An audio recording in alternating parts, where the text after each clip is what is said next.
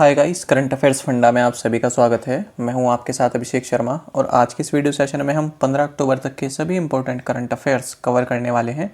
हमेशा की तरह आप इस वीडियो को अंत तक जरूर देखिएगा, आज भी आपको काफ़ी कुछ जानने के लिए मिलेगा।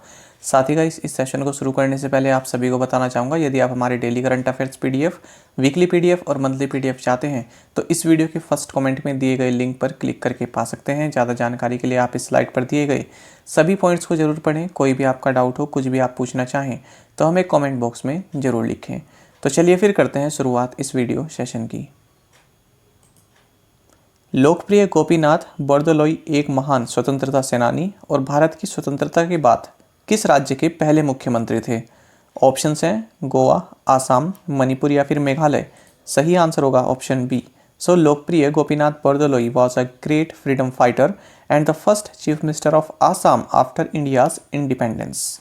देखिए किस लिए चर्चा में है, क्योंकि vice president M Venkaiah Naidu ने Lokopriya Gopinath Bordoloi award for national integration and contribution for the year 2021 ये दिया है डॉक्टर निरोध कुमार बरू को। Kasturba Gandhi national memorial trust Assam branch and Shillong chamber choir Meghalaya. आपको जानना चाहिए ये अवार्ड जो है गवर्नमेंट ऑफ आसाम के द्वारा दिया जाता है और जो लोकप्रिय गोपीनाथ बरदलोई हैं ये फर्स्ट चीफ मिनिस्टर रहे आसाम के इंडिपेंडेंस के बाद और साल 1999 में इनको भारत रत्न से भी सम्मानित किया गया। इस अवार्ड में 5 लाख रुपए दिए जाते हैं। डॉक्टर रणदीप गुलेरिया जी ने लाल बहादुर शास्त्री राष्ट्रीय उत्कृष्टता पुरस्कार प्रदान किया गया है किस एम्स के निदेशक हैं? AIIMS Delhi, AIIMS Bhopal, AIIMS Jodhpur या फिर एम्स ऋषिकेश। आप सभी जानते होंगे, सही आंसर है option A. So doctor Randeep Guleria who has been presented the Lal Bahadur Shastri national award for excellence is the director of AIIMS Delhi. तो ये अवार्ड भी इनको vice president M Venkaiah Naidu द्वारा दिया गया है। तो 22nd Lal Bahadur Shastri national award for excellence दिया गया है director of AIIMS Delhi doctor Randeep Guleria. Astronomical society of India द्वारा 2021 के आर्यभट्ट पुरस्कार से किसे सम्मानित किया गया है? सही आंसर होगा option D. So doctor G Satish Reddy has been conferred the Aryabhatta award for 2021 by the astronautical society of India. आप सभी जानते हैं doctor G Satish Reddy DRDO के चेयरमैन हैं। तो इनको जो है आर्यभट्ट अवार्ड दिया गया है किसके द्वारा? एस्ट्रोनॉटिकल सोसाइटी ऑफ इंडिया के द्वारा अपने office UR Rao satellite centre Bengaluru में। आपको जानना चाहिए जो एस्ट्रोनॉटिकल सोसाइटी ऑफ इंडिया है इसके प्रेसिडेंट हैं के सिवन जो कि इसरो के चीफ हैं और इसकी स्थापना 1990 में हुई थी। चौथे सत्यजीत रे पुरस्कार के लिए किसे चुना गया? ऑप्शंस आपके सामने हैं। सही आंसर होगा option B. So Bezwada Gopal has been chosen for the 4th Satyajit Ray award. तो देखिए आपको जानना चाहिए बी गोपाल भी आपके ऑप्शन में आ सकता है, इस तरह से बी गोपाल लिखा सकता है। तो आपको बता दें ये तेलुगु फिल्म मेकर हैं और ओवरऑल इंडियन सिनेमा में इनके कंट्रीब्यूशन के लिए इनको सत्यजीत रे अवार्ड दिया गया है। आपको बता दें ये जो अवार्ड है ये सत्यजीत रे फिल्म सोसाइटी केरल द्वारा दी जाती है और 10,000 रुपीज़ का कैश प्राइज इसमें दिया जाता है। ग्रामीण महिलाओं का अंतर्राष्ट्रीय दिवस किस दिन मनाया जाता है? सही आंसर होगा option D. So international day of rural women is observed on October 15। साथ ही आपको जानना चाहिए इस साल 2021 में इसका थीम रहा है rural women cultivating good food for all. Next है world standards day is observed on which day? Hindi थोड़ा यहाँ पर ये सही नहीं है। World standards day is observed on which day? सही आंसर होगा option C. So world standard day कब मनाया जाता है? 14 अक्टूबर को। तो 14 अक्टूबर को ये मनाया जाता है और इसका इस बार थीम रहा है standards for sustainable development goals a shared vision for a better future, या इसको आप इंटरनेशनल स्टैंडर्ड्स डे भी बोलते हैं। विश्व दृष्टि दिवस 2021 जो कि 14 अक्टूबर को मनाया गया, इसका थीम क्या रहा? Vision first, hope inside, love your eyes या फिर मेक विजन काउंट। सही आंसर होगा option C. So love your eyes is the theme for world sight day 2021। देखिए जो ये वर्ल्ड साइट डे है ये अक्टूबर के 2nd थर्सडे को मनाया जाता है जो कि इस बार 14 अक्टूबर को रहा है। इस साल इसका थीम रहा 2021 में love your eyes. Next question देखते हैं, नुगुलखम जाथोम गंगटे को किस देश में भारत का अगला राजदूत नियुक्त किया गया? ऑप्शंस आपके सामने हैं, सही आंसर होगा option B. So Nagulkam Jathom Gangte has been appointed as the next ambassador of India to Libya. आपको जानना चाहिए लीबिया की कैपिटल त्रिपोली है और यहाँ की करेंसी है लीबियन दिनार। हाल ही में हमने क्या पढ़ा है कि नगमा मोहम्मद मलिक, इनको भारत का नेक्स्ट एम्बेसडर बनाया गया है रिपब्लिक ऑफ लिथुआनिया में। एस बालाचंद्रन, इनको भारत का हाई कमिश्नर बनाया गया है Saint Vincent and the Grenadines में। और साथ ही रामू अब्बागनी, इनको भारत का नेक्स्ट एम्बेसडर बनाया गया है डोमिनिकन रिपब्लिक में। भारत ने किस देश के लिए 200 मिलियन $200 की लाइन ऑफ क्रेडिट की घोषणा की? ताजिकिस्तान, उज्बेकिस्तान, किर्गिस्तान या फिर तुर्कमेनिस्तान? सही आंसर होगा option C. India announced a 200 million $200 line of credit for Kyrgyzstan.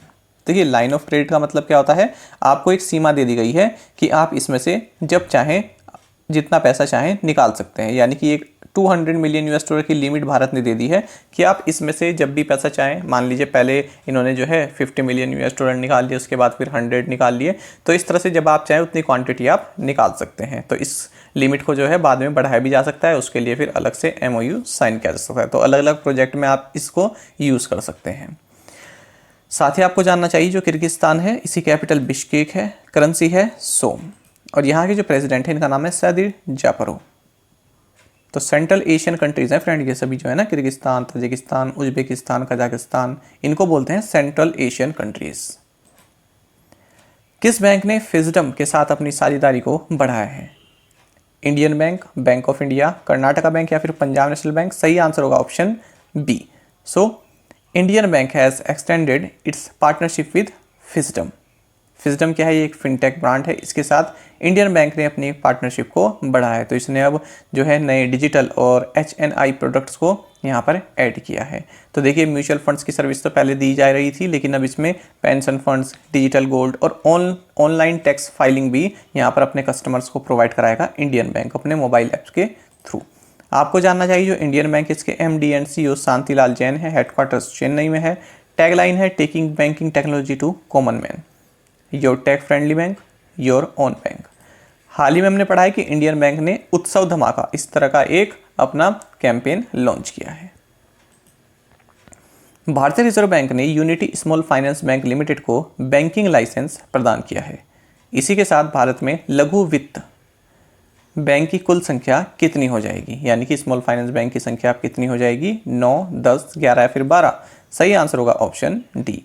The Reserve Bank of India has granted a banking licence to Unity Small finance Bank Limited. With this the total number of small finance bank in India will be 12। जानते हैं इसके बारे में। देखिए, आपको जानना चाहिए reserve Bank of India ने जो कंसोर्टियम है, देखिए भारत पे और सेंट्रम फाइनेंशियल सर्विसेज लिमिटेड, इन दोनों ने मिलकर बनाया है यूनिटी स्मॉल फाइनेंस बैंक। तो इसको रिजर्व बैंक ऑफ इंडिया ने अपनी मंजूरी दे दी है। इसी के साथ अब भारत में 12 स्मॉल फाइनेंस बैंक हो जाएंगे। ये सभी आप देख सकते हैं, अब तक 11 स्मॉल फाइनेंस बैंक है, तो इसमें ये भी अब ऐड हो जाएगा। बाकी आपको जानना चाहिए जो सेंट्रम ग्रुप है, इसके एग्जीक्यूटिव चेयरमैन जसपाल बिंद्रा हैं और भारत पे के को-फाउंडर और मैनेजिंग डायरेक्टर आप जानते ही होंगे अश्नीर ग्रोवर हैं। अच्छा, भारत पे से रिलेटेड आप एक चीज़ ये जानिएगा कि जो SBI के पूर्व चेयरमैन है रजनीश कुमार, तो इनको यहाँ पर भारत पे का जो बोर्ड ऑफ मैनेजमेंट है इसमें ऐड किया गया है। प्रधानमंत्री नरेंद्र मोदी के सलाहकार के रूप में किसे नियुक्त किया गया है? ऑप्शंस आपके सामने हैं, सही आंसर होगा option A. So Amit Khare has been appointed as adviser to prime minister Narendra Modi. आपको जानना चाहिए हाल ही में इन्होंने रिटायरमेंट लिया है और ये जो है अब तक हायर एजुकेशन सेक्रेटरी थे। तो 2 साल के लिए इनको कॉन्ट्रैक्ट बेसिस पर अपॉइंट किया गया है। एनर्जी एफिशिएंसी सर्विसेज लिमिटेड यानी EESL के CEO के रूप में किसे नियुक्त किया गया? सही आंसर होगा option D. So Arun Kumar Mishra has been appointed as the CEO of energy efficiency services limited EESL। आपको जानना चाहिए जो एनर्जी एफिशिएंसी सर्विसेज लिमिटेड है ये एक जॉइंट वेंचर है, यानी उपक्रम है किसका? NTPC और पावर ग्रिड का। तो ये चीज़ भी आपके लिए इंपॉर्टेंट है जाननी।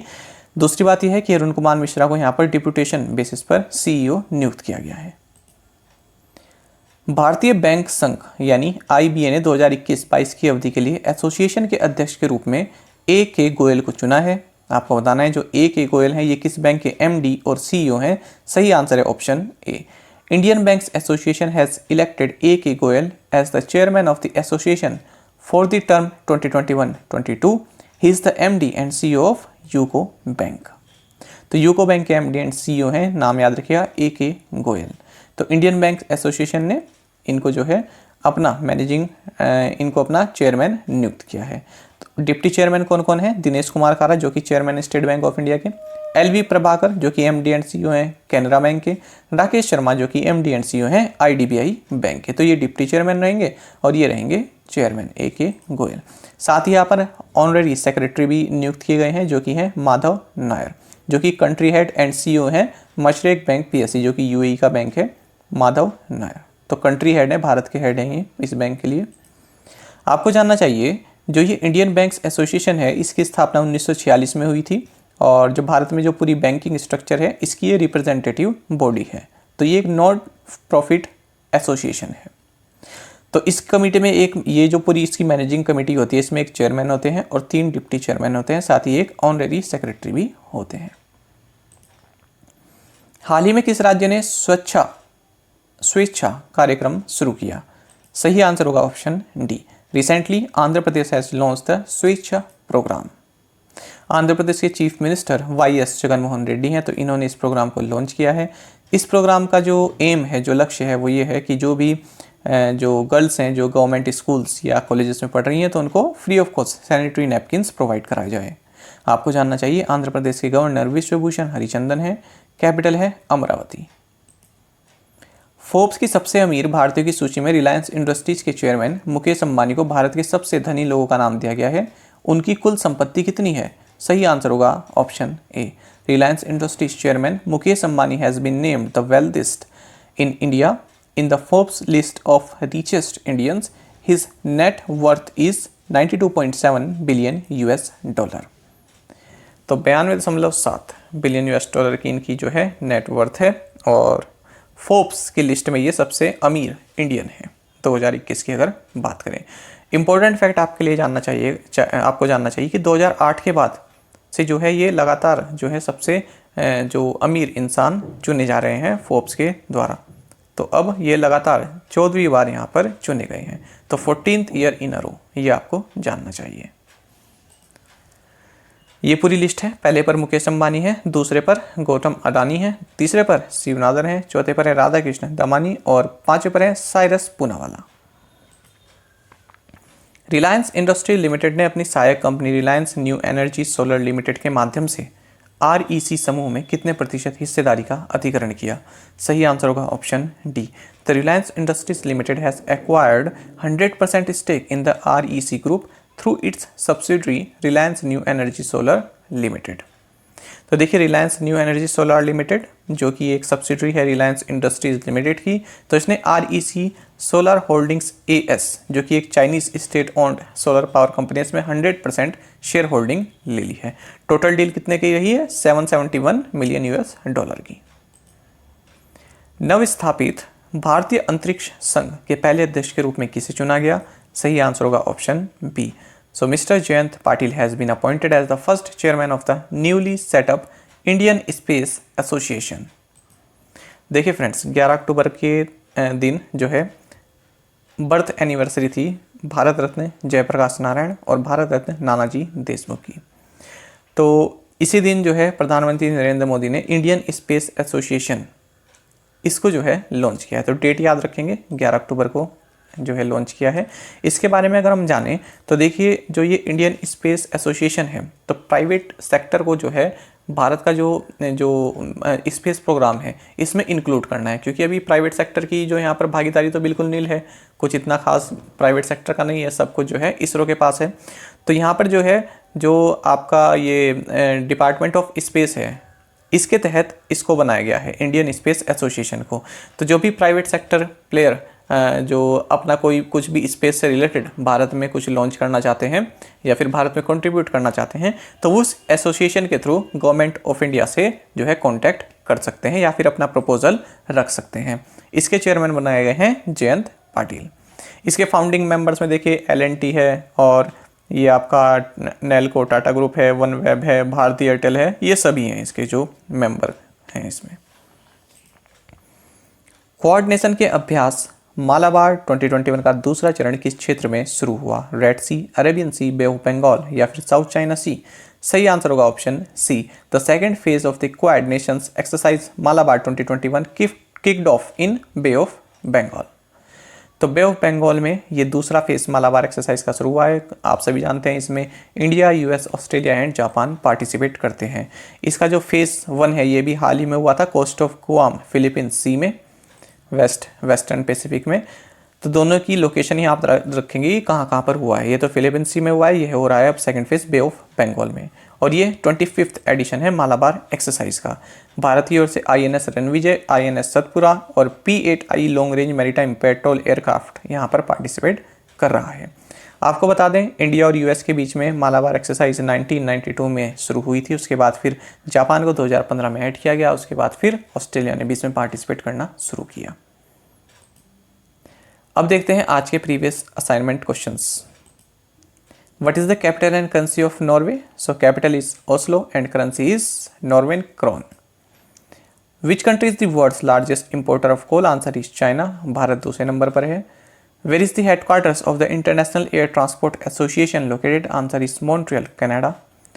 National Food and Nutrition campaign was organized by which organization? Answer is Indian Council of Agricultural Research, ICAR. Which state has won the FSSAI's State Food Safety Index 2021 in small category? Answer is Goa. और आप में से कई aspirants बिल्कुल सही answer दिए हैं। इसी तरह से आप पार्टिसिपेट करते रहिए।